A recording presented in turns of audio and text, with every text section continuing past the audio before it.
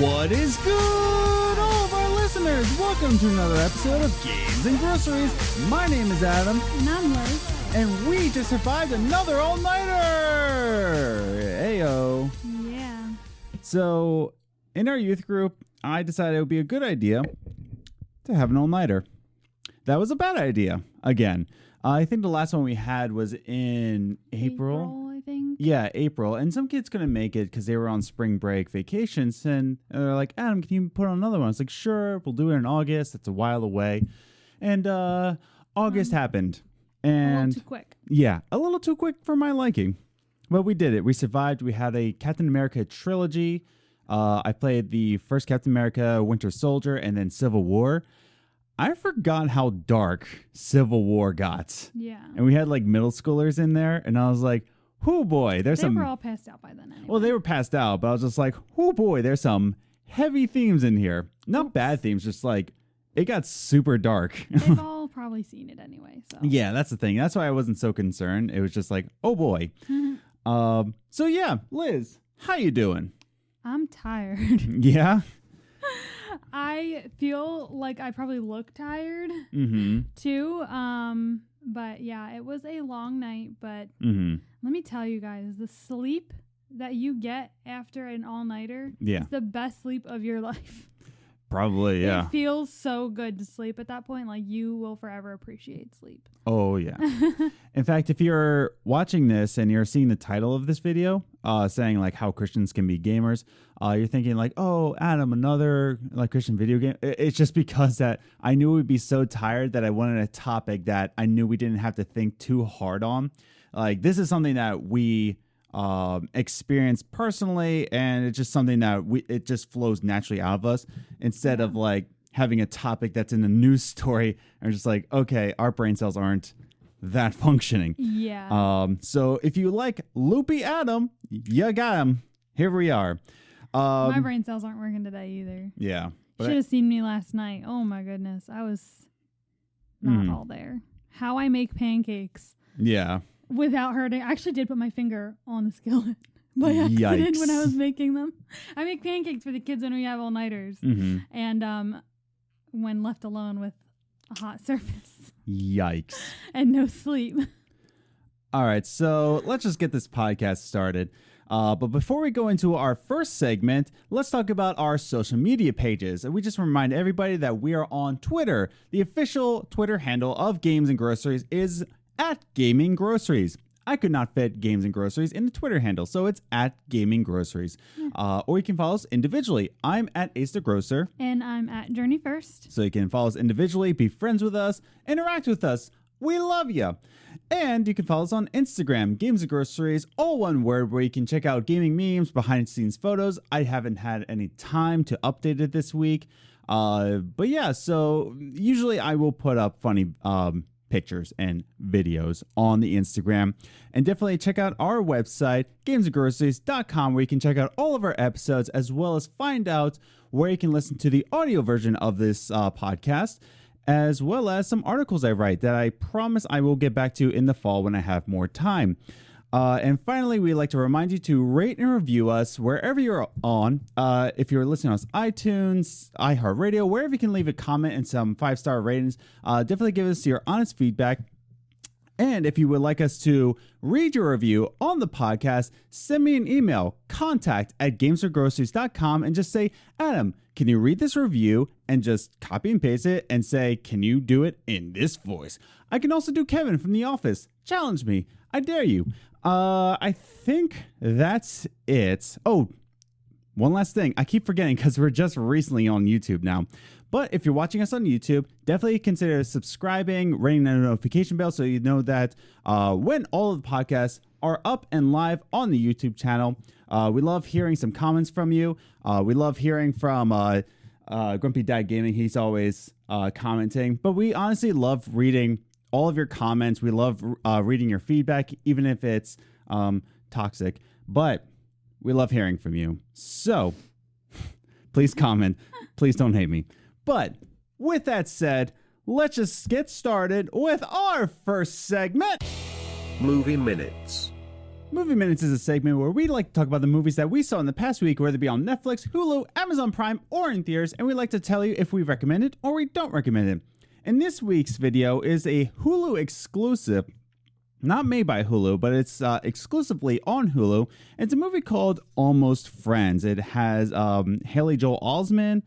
I said that name wrong. Haley Joel Osment. What was the main actor's name? Do you remember? You said he was from Bates Motel. Don't. Yeah. I really like the things he does.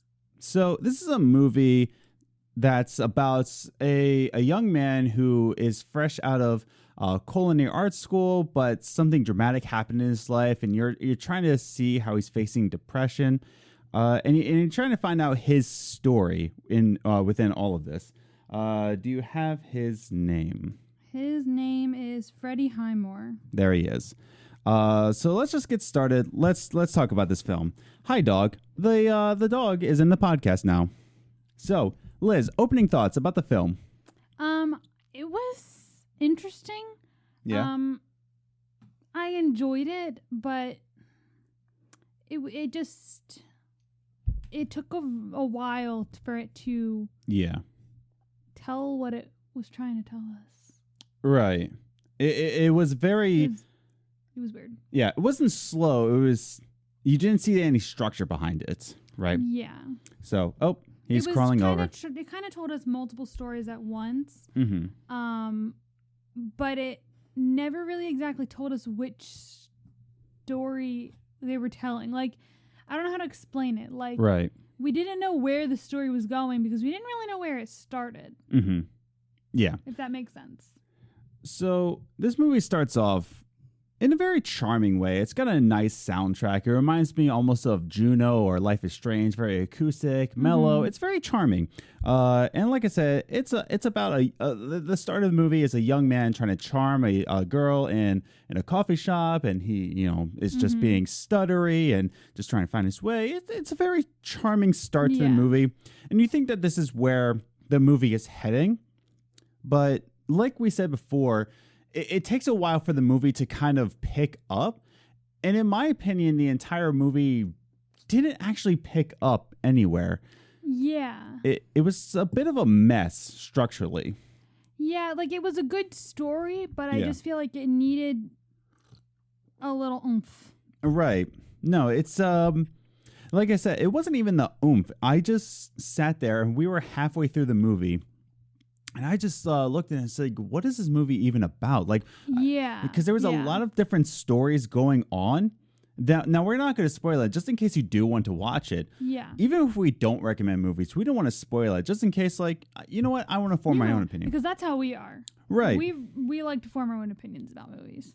Yeah, and that's the thing. It's even halfway through the movie, there's like 4 different stories going on. And I'm just sitting there, and I actually said out loud, like, what is the point of this movie? Mm-hmm. Like, what is the purpose? And it's not trying to say that every movie needs to have a deeper message. It was just that I was sitting there like, what are we trying to accomplish here? Yeah. Like, what goal are we accomplishing here? Yeah. And now, when I talk about accomplishing a goal, Charlie's character, which is played by, I always forgot his name. Freddie Highmore. Charlie's character is seeking personal pride here around a world that's changing around him.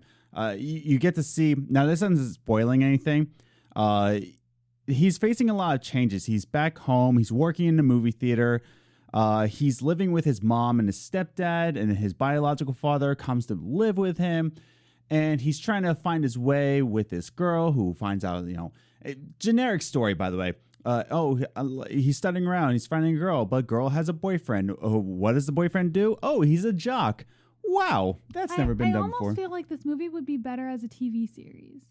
I agree. Because it felt like the person who wrote it had so much to tell about Freddie that they couldn't tell in an hour and a half, 2 hour span. It was an hour and 42 minutes, I believe. Yeah. So I feel like they had so much to tell about Charlie's life that they tried to cram it all in, and so it kind of became like this mesh of 1,000 stories that never made one solid story. And that's what I mean. Like, I feel like it would have been more fleshed out as a Netflix series or a Hulu series. where you're finding out like what happened to Charlie. It almost seems like the type of TV show that it would be like One Tree Hill. It'd be like a One Tree Hill-esque type of TV show, I feel. That's what I think would be better. In each episode, you're finding out a piece of Charlie's trauma. Yeah. And I would have enjoyed that kind of TV series, but in a movie, when it's trying to condense it into a movie, you're just ending up saying, what kind of pride is he going for? What's happening? And it's not even, if it was on a TV series, you're going each episode saying, like, what happened to the trauma? You're picking up a note, or you're finding out a piece of his story. Yeah. Whereas in a movie, you're just like left with, I don't understand where we're going here. Yeah. I don't think he was really seeking personal pride, though. I think he was more seeking himself before the trauma. Like, he didn't know who he was after it. You always see Charlie like in the mirror, like saying like, you can do this, you can do this. By the way, he comes off as a creeper most of the time. And I don't think that's where the director tried to take Charlie's character. No, he's just supposed to be like awkward. He's supposed to be awkward, but then he comes off almost like a creep in the movie where, you know, he's almost stalking this girl. But in the way of the writing, within the context of the movie, I don't think that's where... Yeah, I don't think that's how he was supposed to be portrayed. I don't think that's what they were going for. So you just end up thinking, like, am I supposed to be rooting for Charlie? What's happening here? It's kind of a mess, right? Mm-hmm. But that brings me to my final point in saying that it's behind the mess of a plot, generic acting. By the way, I don't want to fault actors. They've made it. There's a lot of work that goes into acting and finally getting a role. There's a lot of work put in. However, this acting is so generic and dry. And what they chose to do with casting in this movie was in those situations where they grab 3 or 4 bigger names. Yeah, like Haley Joel Osment. And put them in a movie with a bunch of nobodies. I don't even want to call them nobodies. Even it's just that the writing was just so bad. But that's what I mean. Like, they put bigger name actors with ones who were just starting. Like, that's the thing. I don't know if it was the acting or the writing that was really at fault here. That's true. But then that would come down to directing. Yeah, because the writing was just so bad. Like, there was lines in there, and again, don't want to spoil it, but there was lines in there where I was just cringing, like, oh man, who wrote this? Yeah. And I forgot to look up who wrote this, actually. I wonder if he has a history, but I don't really think it was the acting. There was nothing really they could have done. I think the acting was fine. Even they thought this was a mess. But behind the mess of a plot, generic acting and very poor sound, by the way. The sound quality was... a lot of the time we felt like we couldn't hear them. Like, they weren't... Even though they're on camera, they still, like, actors still need to enunciate. And sometimes there was ringing in, though. Yeah, there was ringing, and the actors weren't enunciating their words. Like, a lot of time they were, like, they were kind of jumbling everything up. Yeah. So I didn't understand a lot of what they were saying. But behind all of this is really a story about facing depression and how you express that. Charlie didn't want to face his depression. He didn't want to face anxiety. He kind of just wanted like, I'm fine. Yeah, he was fine. I work in a movie theater. People kept asking him, like, well, why don't you go back to restaurants? Why don't you go back into culinary arts? He's like, no, I'm fine. It's fine. And it's a movie where there's a story behind how you face your depression. And if you don't face it, you will lash out and you will hurt people in the end. So there is a very good moral victory here within the movie. It's just hidden behind the mess. Yeah. And I don't want people to just click off of this movie just thinking like, oh, I can't do this, because it is a nice message. I do appreciate the message. Movie. Yeah. And it's very charming. I like the soundtrack. I enjoyed Charlie's character and his development. Yeah. But man, is it a mess. But that brings us to our final ratings. What did you give it out of 10? I'll give it a 5. Because I didn't hate it. There were just some things that could have been done better. Yeah. I agree. See, I gave it a 4.5 just because of the writing. And just because it didn't portray anything, like I said, I got halfway through the movie and he was sitting I don't want to, it's a spoiler, but he was just sitting down. I'll just say that. And I just remember just saying out loud, like, where are we going? Like, what is happening? And I understand that I'm not trying to say that you're confused. It's just that I don't understand where we're going in the plot. Yeah, I agree. So that's why I gave it a 4.5. It's not the worst movie I've ever seen. It's just slightly below average for me. I don't think it's something that's like a train wreck that like, oh, this is a waste of time. Don't watch it and all this stuff. If you're drawn to movies with this type of feeling and everything, then it's okay to watch. Like it's not going to be a waste of your time. Right. And if you're looking for a movie like this, probably Fault in Our Stars is probably a better selection. Yeah, it's got that mellow indie type feel, but a really good story progression and message. But I don't know if it's on Hulu or anything. It might be. I don't know. I have no idea. Yeah. So that's our thoughts on it. It's a movie called Almost Friends. It's exclusively on Hulu. If you want to give it a try, it's a very charming hour and 42 minutes, and there is a nice message. We're just warning you ahead of time that it is a bit of a mess. However, I still think it's, if you need a good mood booster and you got some time, I don't say that it was a waste of our time. No, definitely not. We needed something that was a little goofier. Yeah. A good spirit film, and it served its purpose. Yeah. And before we move on to our next segment, we just want to remind you that if you have any movies that you want to recommend us to watch, preferably on Netflix, Hulu, Amazon Prime, if it's included on Amazon Prime, definitely tweet at us at Gaming Groceries. If you have a movie that you want us to check out or to recommend, or if you haven't seen it, like, oh, Games and Groceries, can you watch it and review it so you know if it's worth it? Right. We're so down for that. So definitely tweet at us at Gaming Groceries, and then I will let you know if we can get to that movie or not. Yeah. But like I said, preferably if it's included in Netflix, Hulu, Amazon Prime, so that we can just, boom, we can go ahead and do it. Yeah. Otherwise, we have to look for it. Yeah, exactly. And pay for it. Yeah, we don't get paid on this podcast. All right, with that said and done, let's move on to our second segment. Top 3 Gaming News. The top 3 gaming news is the gaming news that we saw in the past week, and we like to rate it 3, 2, 1, and we just like to inform you in a very condensed way of what's happening in the gaming industry so that you can be informed of what you can buy.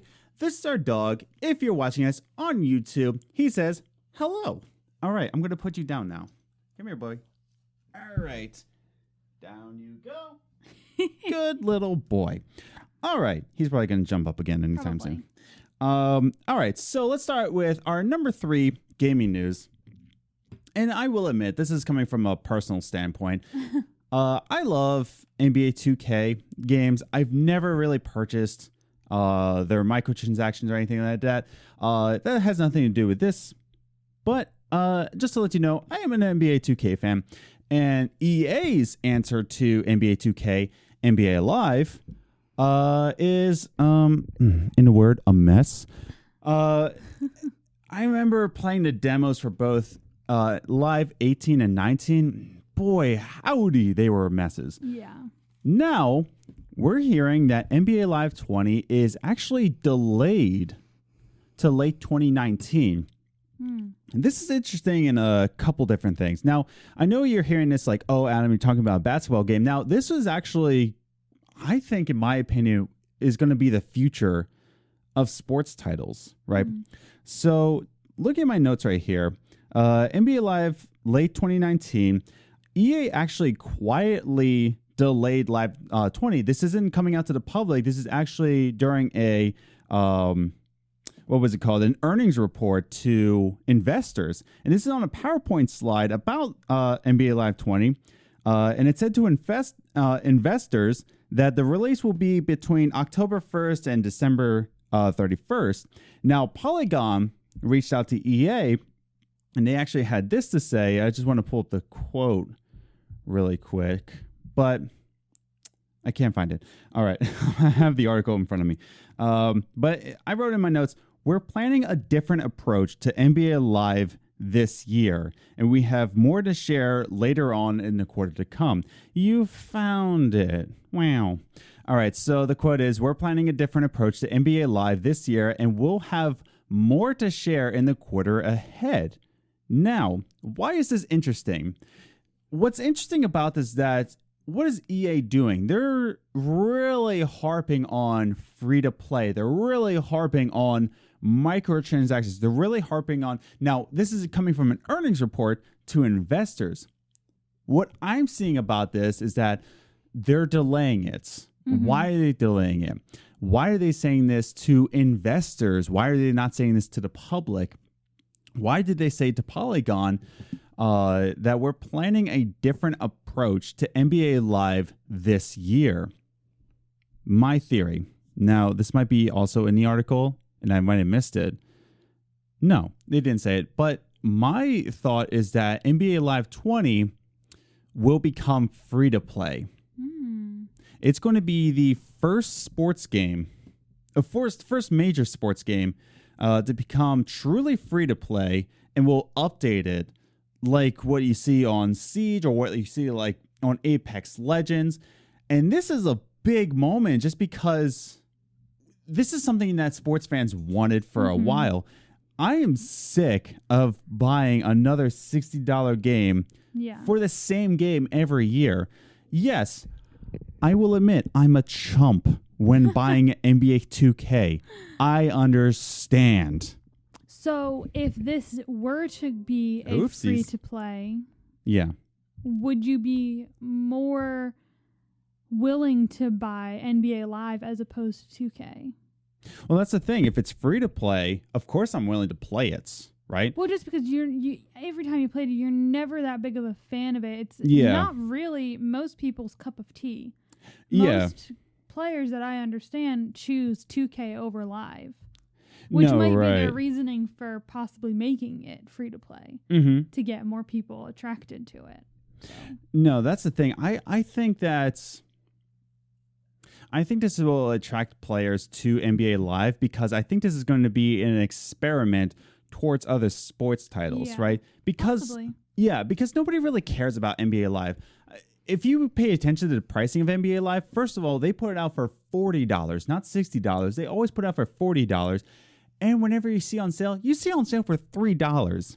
They're practically giving it away. It might be because it's terrible. It's awful. Like, it's so bad. Comparably to 2K, even if 2K didn't exist, it's a bad game. Now, I think they're just going to cut their losses, make it free to play with free to play microtransactions, and just see where it goes and see the fan response. Because to me personally, if it's free, totally, I'll totally play it. It's worth giving it a try if it's free as compared to $60 that you pay for 2K. Exactly, it's totally worth playing if it's free, and we'll see where it goes. Like maybe if it goes well, they'll probably do NHL next because NHL is also it's also a game that doesn't really have a lot of fans or a lot of buyers. So if NBA does well, they'll move on to NHL. And then they'll see Madden, and then finally we'll see it for FIFA. Yeah. If it all goes well for all the franchises. So this is pretty cool news to me personally, but we'll see where it goes. We'll see as time goes on, but I'm thinking that on October, you're going to see an announcement from EA that NBA Live will be free to play. And it won't be called NBA Live 20. It'll be just called NBA Live because they're going to be constantly updating it. So let's move on to our number 2 gaming news. And another big thing. The PS4 actually becomes the fastest home console to reach 100 million units. Wow. Yeah. So this is actually being the PlayStation 2, which took 5 years and 9 months to reach 100 million units. And the PS4 took 5 years and 7 months to sell 100 million units. So it didn't win by much.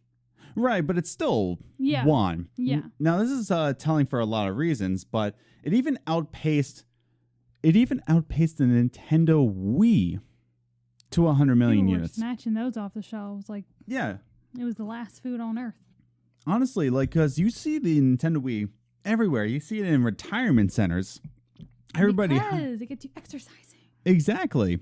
So for the PS4 to outpace the Nintendo Wii to 100 million units, that's a huge comparison. Mm-hmm. Now, what are your general thoughts when you see that news? I'm not surprised. Yeah. Why is that? I don't know. I just feel like you hear a lot of people say like that's what they have. Yeah. Like, I just feel like that's one of the more common ones. Like it's a toss up between PS4 and Xbox. Mm-hmm. Like I wouldn't be shocked. Like I wouldn't be shocked if either one Right. got to that place. And I feel like it's the PS4 over this generation of Xbox Mm-hmm. because Xbox has released 3 versions of this generation. Right. So I feel like that's part of the reason why you don't see that because people have so many options. Whereas PS4, the PS4, PS4 Pro. And, well, they have the PS4 base, the PS4 Slim, which we have. I forgot about that. And then the PS4 Pro. Now, my general thoughts on this. Yeah. I believe this is happening because this console generation is becoming the most accepted in the mainstream than it ever has before. Mm-hmm. Mainly because of, you guessed it, Fortnite. So a lot of people are just really scrambling to Fortnite. They really want to play Fortnite. I hear about soccer moms going into stores saying like, oh, I need so-and-so station, right? Because my kid wants to play Fortnite. You know, they or they'll see a PS4 or they'll see a bundle with Fortnite and they're like, oh, perfect, I'll take that one. Exactly.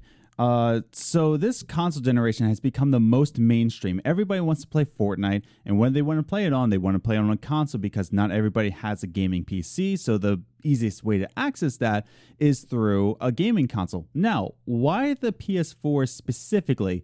Why not a Nintendo Switch, which is also outselling? Why not on Xbox? Because nobody likes Xbox. Hi Xbox, I love you. But why? Is because the PS4 has the most must-play games of this generation. Not exclusive specifically, That's true. but the most must-plays. You got Spider-Man, you got God of War, you got Horizon Zero Dawn, you've got Until Dawn, you've got Last of Us Remastered. There's a lot of must-play games on the PS4. So because of Fortnite being so massive, and because of the must-play games on the PS4... That's what most of the kids are asking for. Exactly. A console is an easy way to access Fortnite, and because you have the selection between Xbox and PlayStation, I'm not really counting the Switch just yet because that came so late in this generation, but because the options were Xbox and PlayStation, I want to play Fortnite. Well, PlayStation also has God of War. Where are they going to go? So this doesn't surprise me, the pace that the PS4 went. Yeah. Even when I worked in GameStop and I was selling these things, people ask me like, what should I get, the PS4 or the Xbox? And I asked them, well, take a look at the wall, look at the Xbox games, look at the PlayStation games. Which ones do you want to play? 80% of the time they're like, I want the PlayStation. Yeah. There you go. Even though I'm an Xbox guy myself, you understand why the PlayStation is a more sought after choice. And that's why I always told them, look at the game wall. Just take a look. Which games do you want to buy? And it's like, looks like PlayStation has more games. I'm like, yup. Yeah, that's why I got a PlayStation. Because even though I enjoyed gaming, the Xbox didn't offer games that I was most interested in. You wanted to play the David Cage games. Exactly. Yeah. Which one I had to get a David Cage box. Yeah. So I'm not surprised at all that it becomes the fastest selling home console. So I'm not surprised. I'm very happy for Sony. Microsoft, catch up. So let's move on to, speaking of Microsoft, actually. Wow. Good segue. Number 1, gaming news. Ninja. That's it. Ninja has left Twitch to stream exclusively on Mixer, which leaves a huge gap on Twitch. On Thursday, Ninja announced on his Twitter that he will be moving over to Mixer, and he specifically said that nothing else will change from his channel, right? He's not going to change his hair. He's probably not going to change from playing Fortnite. It's going to be the same old Ninja that you've seen on Twitch, right? It's just now going to be on Mixer. Yeah. Now, this is a big thing for a few reasons. What do you think, first of all? I think that's crazy. Right. Just because, like, you think of Ninja, you think of Twitch. Yeah, he's the PewDiePie of Twitch. Yeah, basically. Not comparing the two, but yeah. But yeah, so when you told me that, I was like, kind of like taken back. But I don't really follow Ninja, so I don't know too much. We don't about really his follow story.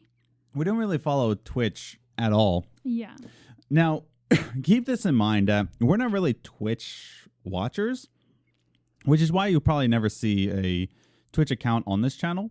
If we do live streams, we'll probably be on YouTube, but I'm just not a very big live stream person. But when I hear this, it even affects... No, it doesn't affect me. I don't want to say that.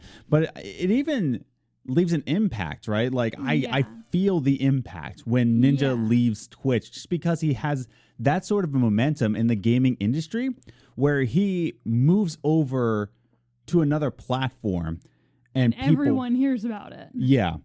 And now Twitch is becoming almost a Wild West, in where there's this massive gap and you're trying to find the next face of Twitch. Yeah. And there's a lot of people going after this.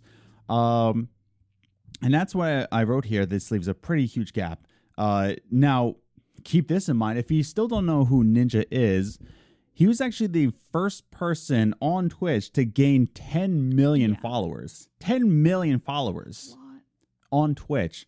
So for him to just move over to Mixer, that's a massive gap. Do we know the reasoning behind that? Like, did he say why? A lot of people... Okay. Ninja's not a sellout. He's not doing this for the money. He's got plenty of money. I don't think he cares. Now, people are saying that like, oh, it's for the money. He's signing for the money. That might be a partial reason. But here's the thing. Twitch is under a lot of moral scrutiny right now. We see it with the Alinity, like pretty much suplexing her cat. We see it with Dr. Disrespect and the bathroom stream. We see it all the time. Twitch is always under fire of who they're banning, who they're not banning. When they do ban, and they're just coming back on. And there's just a lot of different things where you can get in trouble on Twitch. And Twitch isn't really managing very well. Yeah. Also, the fact that Ninja was losing Twitch subscribers on the daily, right? He was kind of losing traction on Twitch, and Twitch wasn't really helping him out in that way. So I think it was just that Ninja did not want his name associated with Twitch anymore. That's possible. And I think that it was just kind of on a moral debate, like just saying that, well, I want my future to be in this, so I'm going to move my face over to Mixer, which a report came out that his first Mixer streaming, right, was actually the biggest he's ever had, right? Wow. I don't have the numbers right here, so I'm not going to quote anything, but it was bigger than he had on Twitch. So I think out of all of this, people are just focusing on Ninja when people should focus on this was a solid move on Mixer's part, because Mixer was the one who signed over Ninja. So they contacted him. Yeah, they contacted him. And this was just a major step for Mixer. A lot of people are saying that they're going to contact Dr. Disrespect to come over. And I'm like, if they do that, they're really playing. They're really playing the big guns here. But that's the thing. I think we should really focus in on the really wise move on Microsoft's part. I think they're trying to get their name into the gaming world. So along with Xbox buying all of these gaming studios, with the next Xbox becoming more powerful than the PS5, I don't see it yet, but we'll see. And then Mixer, who's owned by Microsoft, to sign over Ninja. I think it's just a major move by Microsoft that they want their name stamped into gaming. And I think this is, hi, buddy. You would like attention. Yeah. And I think this is just a major move on Microsoft's part. So any other thoughts before we go into our next segment? No, not really. I think I'm interested in hearing what happens later. Like, I want to follow this. Yeah. So I don't think he's a sellout. I think he's got plenty of money. People just like to say that word. Yeah, people are just jealous of him. Like, if you're a Twitch streamer and you're just like, oh, he's a sellout. This is coming from me, who's always said, when I was in a band and I used to see people sign, oh, they're sellouts. You know why I said that? Because I was jealous of their platform. That's exactly why. So that's coming from a person who always said that in his younger years. So let's just move on before I get myself into more trouble. In our final segment, Coffee time. all right, so we like to do these talking time segments and just talk about things in the gaming industry and just a small little topic just to get the conversations rolling within YouTube, within podcasting, and we just want to get people talking about video games. And this is actually a topic that we kind of touched on in our last commentary video on our channel, which I will link right here if you're watching us on YouTube. But if you're listening to us, definitely subscribe to us on YouTube so that you can keep up to date with our commentary videos. Let's talk about that. It was a response to an article where it asked the question, is it a sin to play video games? Right. And we just want to talk about how Christians can be gamers. Mm-hmm. So talking about our commentary video, there's a lot of things that we didn't say within that topic. Or we weren't able to elaborate on. Right. Do you think of anything off the top of your head? Just the first thing that comes off the top of my head that I didn't really get to touch on in the commentary video was when we were talking about like using... Yeah. Thinking about it. Like, does this... Discernment. Thank you. That was the word I was looking for. Using discernment when choosing a game. Because I know that, like, I've turned on movies. I'm just like, oh, this sounds like a really good movie. Right. But there were points in it where it's like, this makes me mildly uncomfortable. And I would have to turn it off. Even though the plot sounds great and I'm really interested in it, it doesn't seem like a movie that is beneficial for me to be watching. No, that's just it. Is that, like...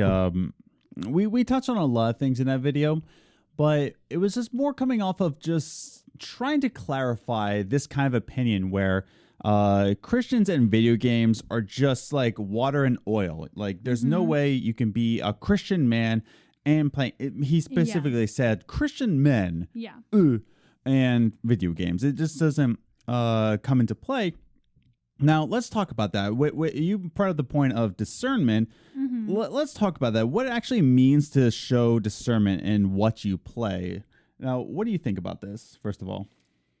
What do I think about it, or what do I think it means? What do you think it means?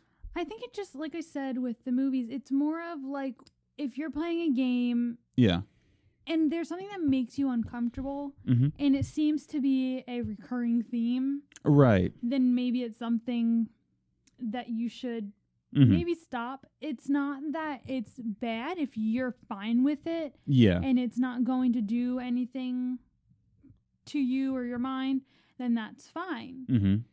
But there are some things that make me feel uncomfortable, and I'm just like, I don't know how comfortable I am playing a whole game or watching a whole movie that's full of this.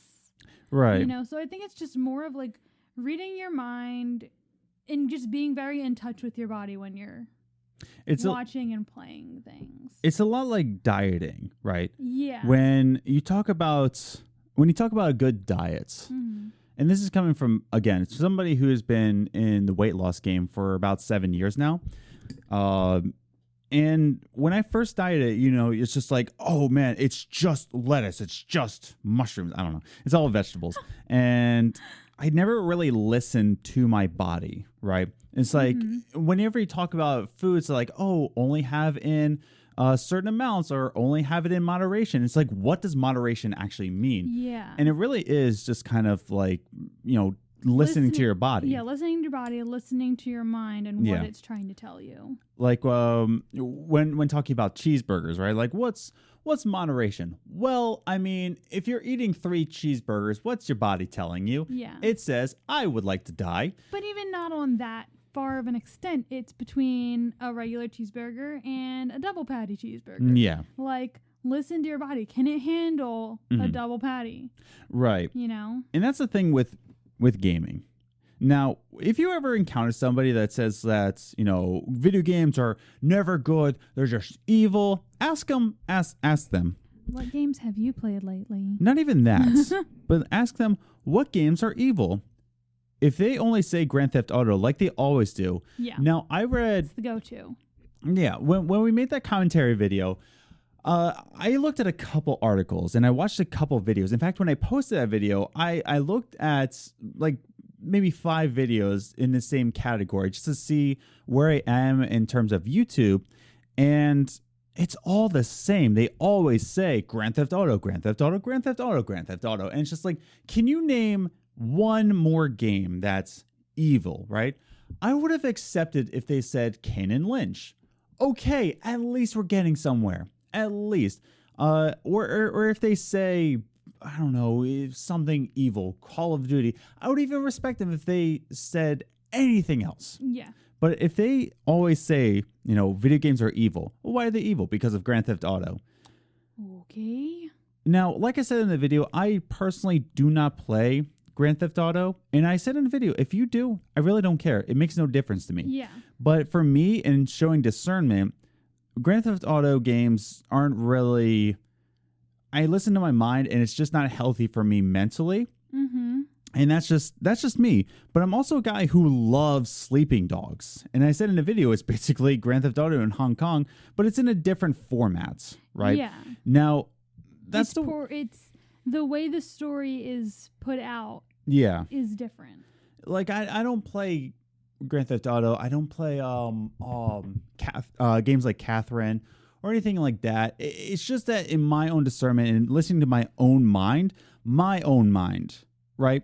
The discernment I put out is just saying like, okay, I'm just not going to play these types of games. I'm going to put out content that is more my standards, right? That's the way we kind of show discernment in games. Like, is this healthy for me mentally? Is this changing my personal attitude? Is this changing my mental state in the wrong ways? And if it is, that's up to you. Yeah. Right? Just say it to yourself. And I always hate that statement. It's just like, we go to Bible college. We went to Bible college, and you always hear the whole thing like, well, that's between you and God. And it's just like, they don't really mean that. Yeah. They always put that in the mix as if it's a... that's their guilt trip. That's their guilt trip. And they don't really mean that. Yeah. Right? It's between you and God. And it's just like... And me who's judging you. Yeah, it really is a polite way of, well, I'm judging you. Yeah. And in New York State, if you're a Christian gamer, right, it really is between you and God. Yeah. It's not between you and this judgy person, right, that's wearing a suit and tie and thinking that video games stopped being produced in 1997. Well, that and something that I noticed today when we were watching another video on I showed you a video games yeah is that a lot of the time the people who are fighting against Christians playing video games, they always bring up a Bible verse that says if you're doing something wrong you need to stop. If you're sinning, or if it's always a Bible verse that has that kind of message where it's like, well, if you're doing evil you need to stop it.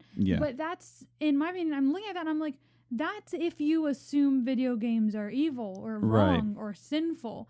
If I'm a Christian, I'm a video gamer, I don't consider video games to be evil or sinful, then I don't need to stop it because I don't see it that way. Yeah. So I'm just saying that's one of the arguments that I'm just like, that's kind of a failed argument because it has to do with my opinion. Right. And that's the thing. It's just like, it's really just about understanding where video games are.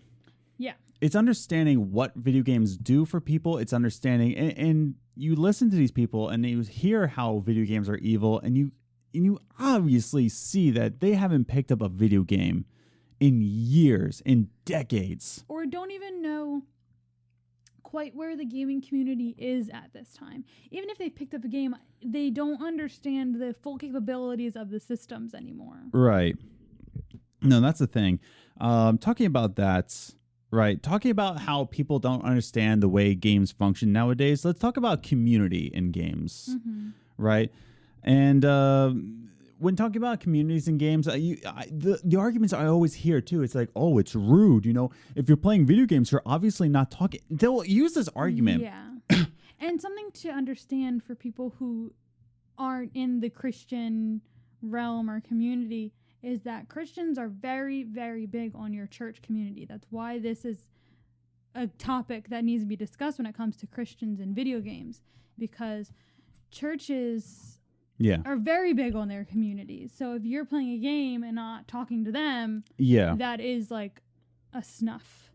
Yeah, and that's the thing. It's just I always hate that argument where it's just like if you're playing video games, you're obviously not in community. Mm-hmm. And that is a telling sign that they have no idea what the gaming world is ever like. Yeah. Because they want this tight niche, like saying like, oh, you need to build community, that Christians are made for community, which is true. Human beings are made for community. Mm-hmm. And guess what video game culture does? Is the mic on? Okay. Video game communities are a thing. We're actually going to LA Retro next weekend. Mm-hmm. And that's all about a community of gamers coming together that love retro gaming and want to meet other people that enjoy retro gaming. And guess what? Is the mic on still? Cool. That's a community. You dummy. Well, not even that, but going back to the church aspect, we have a student who brings his Switch with him to church, to youth group, everywhere. And they always consider him to be so rude because he's not talking to the adults. Yeah. But if you watch him after church, he's playing Switch with He's the other always kids. Asking kids, he's face me on. always asks people to play him. Yeah. So he might not be being in community with you, an adult who has nothing in common with, but he's having community with kids of the same like mind. And they don't need to be talking about God to be in community. And that's the thing. It's just like they always have this random argument to say that, like, well, if you're playing video games, you're not in a community. You're not building community. You're not building relationships. And it's just like you have no idea what you're talking about right now. And in fact, talking about that kid, just saying like, oh, well, he's always playing. He's always asking people, like, face me on Smash, face me on here, like, always, like, one-on-one me. He's always asking that. And some of my best relationships in life have come from video games. And he gets kids to play with him that I would never expect. Yeah. To play with him. Like, there are kids in our youth group who are just like, oh, yeah, let's play. Mm-hmm. Like. Yeah, like just going back to, like, a little bit, like, I said this before on the podcast that in my childhood, the most friends I ever made were from Halo 2. Mm-hmm. The most friends I've ever made, like, I said this on the podcast before when my mom took me to a single moms group, right? And we, they took their sons and they took their kids and they put them in a room just to get to know each other because we're all kids from a single parent household. And guess what I brought? I brought my Xbox. What else did I bring with me? I brought Halo 2. Actually, I just put this out here. I still have my special collector's edition. It's not in good shape. But I have a lot of memories with this game. Yeah. With Halo 2. And I built so many friendships. I'm not going to do this right. All right, here we go. All right, I did it. But I built a lot of friendships through Halo 2. I built a lot of community. Now, coming back, fast forward to today, I still make a ton of connections through video games. How are you doing, Adam? It's gaming podcast. And that's the thing. Like, you reach out to people through gaming. You reach out to people through your love of gaming, and you get to make the most well-off connections. And through that, and through video games, you get to have a deeper connection to people. Because it first starts off with a similar interests. Yeah. I mean, you've even made connections with our students in your job. Yeah. They listen to you more because they see you as a real person because, oh my gosh, my youth pastor plays video games. The same video games I play, I can talk to him. I can trust him. So, so that's how a Christian could be a gamer, is that saying that, like, you start to reach people through video games. You start to build a ministry through video games. Like there's some deep connections there that the church is ignoring. Mm-hmm. And that's what I always say. That's why I always try to reach out to gamers, because the church just completely ignores them. Mm-hmm. To say that, like, well, they're just bums that live at home, and they don't see them as like actual congregates. Really, honestly, and that's where like that should be more emphasized, is gaming community. And just like if churches like had more gaming tournaments, right? There's such a, I was about to say a market. Yikes. There's just such a people that you can reach, and the church is just ignoring that because they think that games are evil, because they only know of Grand Theft Auto, and they don't want to take the time to understand what video games are, or to ask somebody what a video game is. Yeah. Now, talking more about where you said, there's better things you can do with your time. That's another argument that, Christians make, that like, there's better things you can do with your time, like getting to know God better and praying. Let me ask you, Christians who make that argument, why are you treating God and prayer like it's piano practice? Yeah. Why are you saying that? Like, you treat it as if it's a kid's piano practice. Like, oh, have you practiced praying? Have you practiced Bible yet? And you're treating it like piano practice. I don't know if you've ever been a kid who had to take violin lessons or piano lessons. I took violin lessons and I hated it, right? I did not know that. You didn't know I played violin? I don't think so. I think maybe you and your mom mentioned in passing, but I don't think I knew that. Yeah. I took Still learning things after 10 years. Yeah, I took violin lessons as a kid, and it was just kind of like you're always practicing. Or I even took snare drum lessons. I changed to flute because there was a cute girl in the flute class. Wow. And Could you be any more stereotypical boy? But that's the thing. It's like it was treated like homework rather than something that I wanted to strive for and be more like. And it's just kind of like, well, there's better things you can do, more productive, and like getting to know God better. And you have that blanket statement. Yeah. And you don't know what people are talking about when they say that, to get to know God better. That's such a blanket statement that nobody understands what you're trying to say, dude. And can I say something on that? Yeah. Speaking of like how people are like, you could be spending time with God instead of watching that TV show or taking a nap or playing video games. But the way I always think about it, and I've expressed this to you before too, where if I'm exhausted or stressed out, I don't want to just be blankly reading the Bible. Right. And maybe that's because I do have a hard time like focusing, and because I've mentioned my learning disorder on here, where if I'm tired, it is like 10 times harder to figure out what I'm reading half the time. So for me to read the Bible and not actually be able to devote my mind to understanding what it's trying to tell me, what's the point of reading it if I can't grasp what God's trying to tell me? And the same thing with prayer. Why am I spending time in prayer letting loopy things just run through my mind? Like when I go into prayer or devotion, I want to actually be able to keep it with me. And if I'm tired or I'm thinking about something else, why am I doing it? Just because everyone else thinks that that's what I should be doing? Yeah. Even though I think God deserves more respect than my tired, exhausted brain can give him. But that's the thing. It's just like, if you're just reading the Bible blankly, is there actually something better you could do with your time even there? Because I say this to my kids all the time. I say this all the time, and I challenge them, because I always say, like, first I set them up, and I do. He sets them up for failure first. Yeah. First I set them up for failure, and I say, oh, what can you do to be a better Christian? And they just say, like, oh, reading your Bible, the church answers. They say reading your Bible, going to church, praying. And I say, okay, good point. Let me ask you, can an atheist read a Bible? And they say, I'm like, yeah, they can. An atheist can open a book and read black ink on a white piece of paper. Okay. Can an atheist go into a church? Yes, they can. And that's the thing.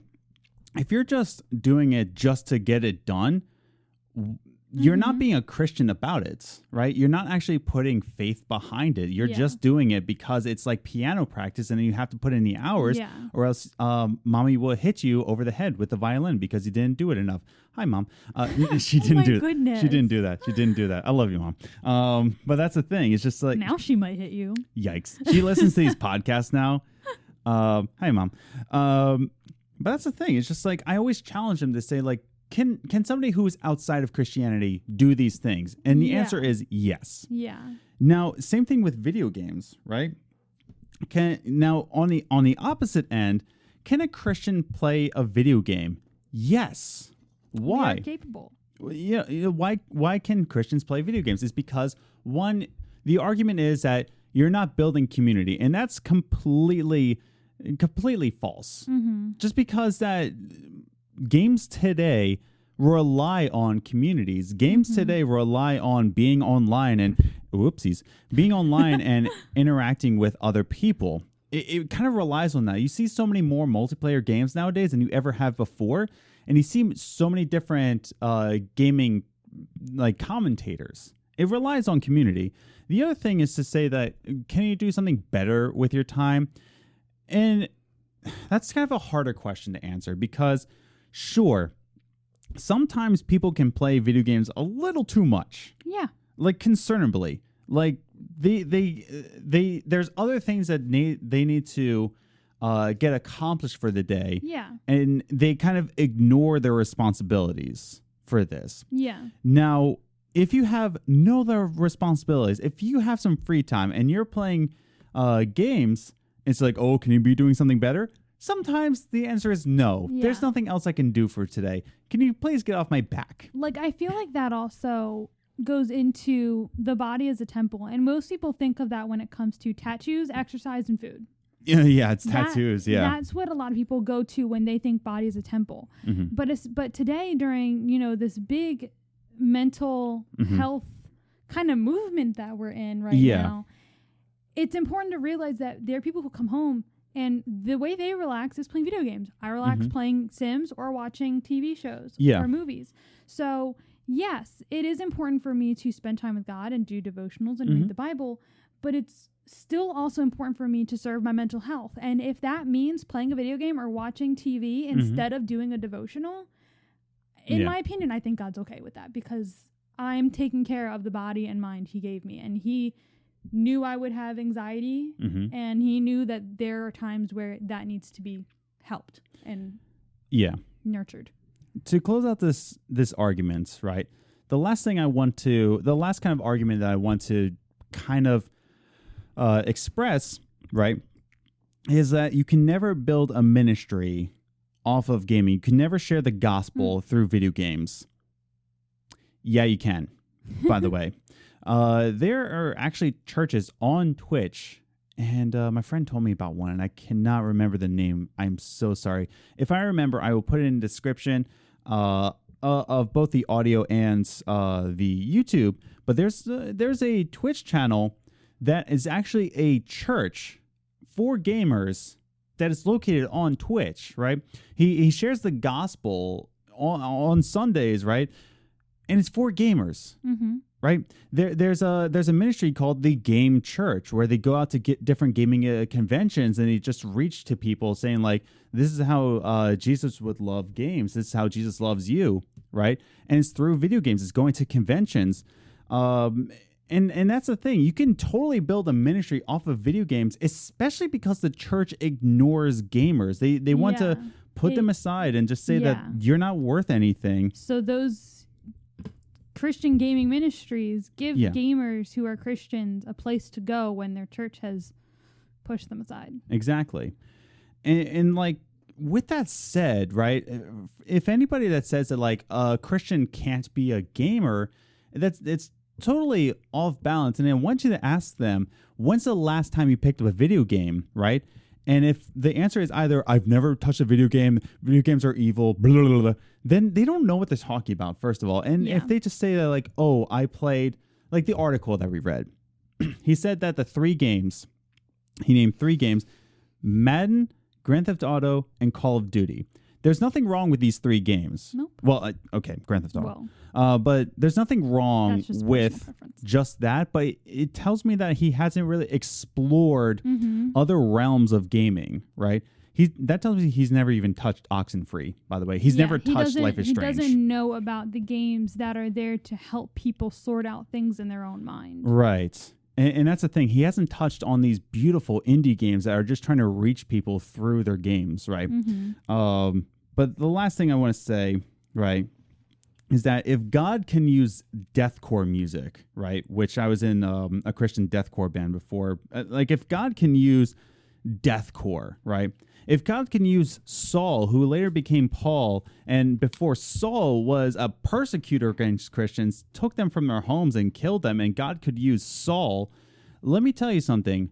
God can use video games. Yep. Out of all these things, and for you to exclusively say that video games are of the devil and there's no redeeming value to video games, then you don't know what video games actually are.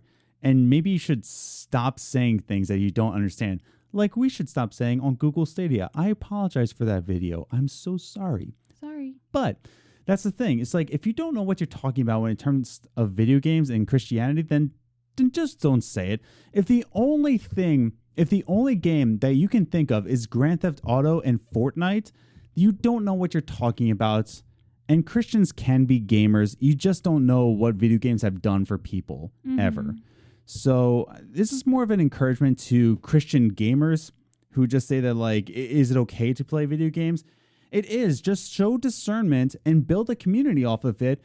And don't ignore your responsibilities. You do have adult responsibilities you have to get done.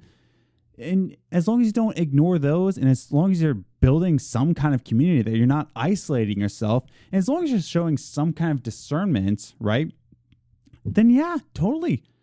If you follow those 3 things, and I just wanted to encourage those people, but I also encourage people who were ignored by the church and just like set aside to say that, like, you know, you're just a gamer. And honestly, if you feel ignored by the church, then, you know, I'm challenging the church right now. Like, maybe you should be doing something more for these types of people, right?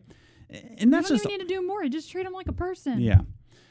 And I don't want this channel to become like the Christian video game channel. I don't want this to become that. Yeah.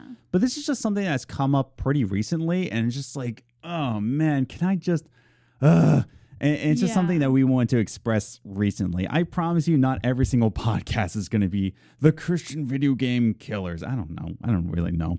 But it just seems to be brought up a lot lately. It really does in our lives personally. It really is. But I promise you, this is just something that's come up recently. But yeah, honestly, this is how we reach people. And, you know, if people don't understand that, that's them. That's their problem. So I think that's a good place to close off this conversation. Do you agree? Yes. Any other closing thoughts? Don't listen to mean people. I mean, basically, yeah. And don't be a mean person. Yeah. That's it. I'm good. So I think we get ourselves in enough trouble for today. Leave it in the comments. How much trouble are we in now? How much do you hate us now? So leave it in the comments. We love hearing from you. But once again, this has been a great episode of the Games and Groceries podcast. If you haven't checked out yet, definitely check out some of our other content on the YouTube channel, like our Let's Plays. I'm starting a Let's Play on The Gardens Between, which I am playing to be on Good Game, Great Game podcast pretty soon. So definitely check that out. But other than that, check us out on social media. You can follow us on Twitter at Gaming Groceries, or follow us individually. I'm at Ace the Grocer. And I'm at Journey First. You can also follow us on Instagram, Games Groceries, all one word, where you can check out behind the scenes photos, gaming memes, and just all sorts of fun little things on the Instagrams. Fun stuff. And definitely check out our website, gamesandgroceries.com, where you can check out all of our episodes, as well as find out where you can listen to the episodes on the audio version, as well as some articles that I've written. And finally, if you would like to rate and review us and leave some comments down below so that we can just interact with you guys and just get us posted as to many platforms as possible, definitely give us an honest star rating and an honest review on iTunes, iHeartRadio, wherever you can leave comments. Stitcher, that's another one. But with all that said and done, definitely consider subscribing to the channel and ringing a notification bell so that way you know whenever our content comes out, as well as comment down below. And if you really enjoyed this episode, it would really help us out if you liked this episode and share it with your friends. If you found some encouragement with it, definitely give it a like. It really helps out the channel with every single like and every single share. So with all that said and done, let's just close it out. I will see you later. I am so tired right now. Let's just go to sleep. I guess. I don't know. We'll find out. See you later.